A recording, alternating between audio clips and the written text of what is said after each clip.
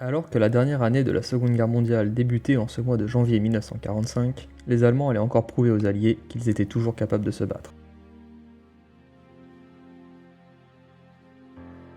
L'opération Nordwind était le nom de code donné à l'offensive de la première armée allemande en Alsace.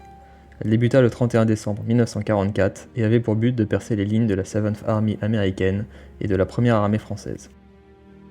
Tôt le matin du 17 janvier 1945, les Combat Commands A et Combat Commands B de la 12e Armored Division se préparaient une fois de plus à attaquer la tête de pont allemande sur le Rhin, près des villages d'Erlisheim et Offendorf. Comme l'avait démontré les jours précédents, cela n'allait pas être une mince affaire pour les tankistes américains, qui avaient déjà subi de lourdes pertes lors des précédents combats autour d'Erlisheim. Pour l'attaque, le 23e Tank Battalion fut transféré du Combat Command B au Combat Command A. En échange, la C-compagnie du 17e Armored Infantry Battalion fut transférée au Combat Command B. L'objectif du CCB était un point juste au nord d'Erlisheim où la D468 rencontrait la ligne de chemin de fer. Cependant, comme les jours précédents, l'attaque s'enlisa face aux frappes d'artillerie et aux tirs de canon anti-chars. Le CCA, quant à lui, attaqua les bois de Steinwald où, la veille, il avait déjà subi de très lourdes pertes. La 66e Armored Infantry Battalion ne fit pas mieux que le jour précédent et ils durent se replier pour éviter de se faire complètement détruire. Au petit matin du 17 janvier, le 43e Tank Battalion ainsi que le 17e Armored Infantry Battalion attaquèrent du nord de Steinwald en direction de la D468 et de la voie de chemin de fer à l'est d'Erlisheim. 4 chars furent perdus avant que le bataillon ne pût atteindre la limite sud du village. À 7h40, le lieutenant-colonel Nicolas Novosel, commandant du 43e Tank Battalion, rendit compte par radio qu'il allait entrer dans Erlisheim. 1h10 plus tard, le bataillon rapporta qu'il recevait des tirs anti-chars soutenus depuis le village.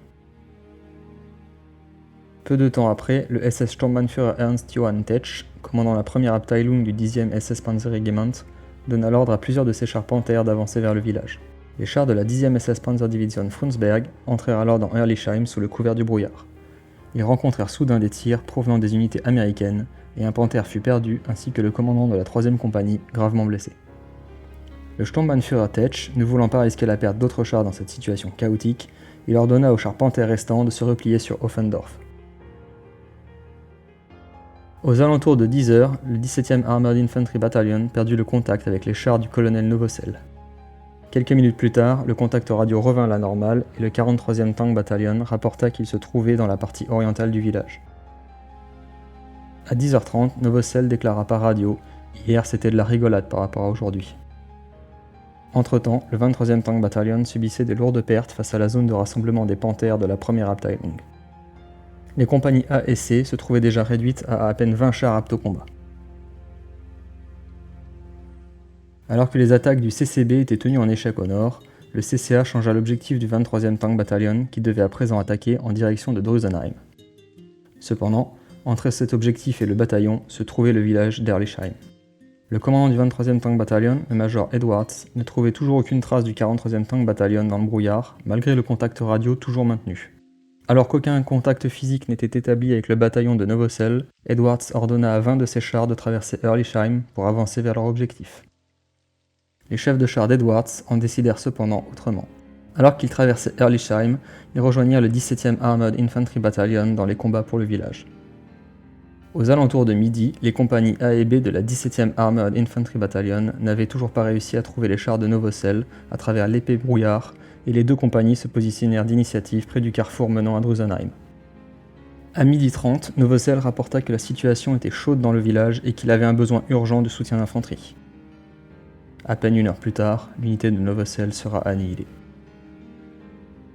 Juste après midi, le 17 janvier 1945, le SS Obersturmführer Erwin Bachmann, officier d'ordonnance de la première Abteilung du SS Panzerregiment 10, prit le contrôle d'une section de 2 chars Panther de la 3e compagnie et partit en direction d'Erlisheim. Bachmann se trouvait quant à lui sur une moto en avant du convoi. Il partit repérer les lieux en ordonnant à ses Panthers de rester en retrait sur la route afin de fournir des tirs de couverture si besoin.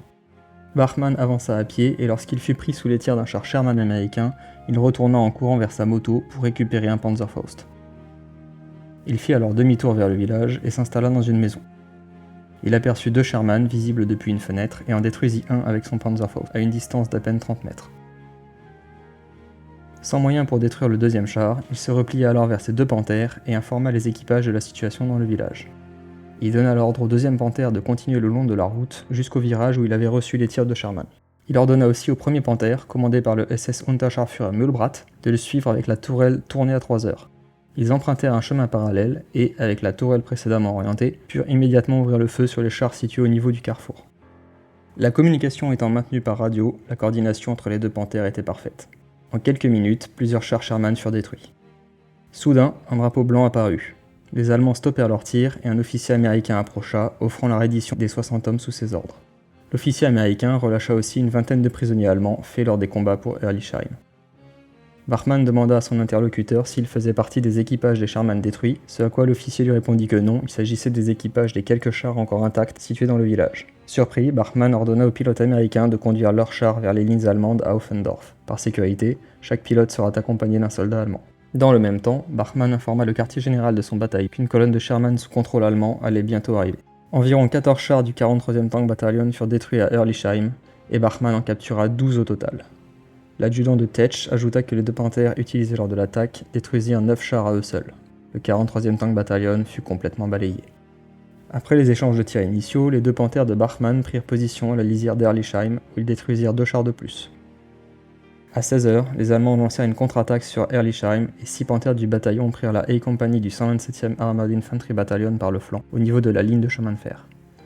L'attaque des Panzers repoussa le 23e Tank Battalion hors du village et les restes de la 17e Armored Infantry Battalion durent eux aussi se replier, en gardant cependant pied dans la partie sud du village. Alors que la journée du 17 janvier 1945 se terminait, le 43e Tank Battalion de Novosel avait cessé d'exister.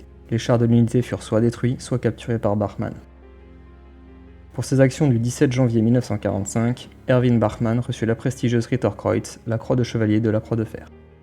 Cette vidéo est terminée, j'espère qu'elle vous aura plu, n'hésitez pas à liker, commenter et vous abonner si le contenu de la chaîne vous intéresse. Et je vous dis à la prochaine pour une nouvelle vidéo.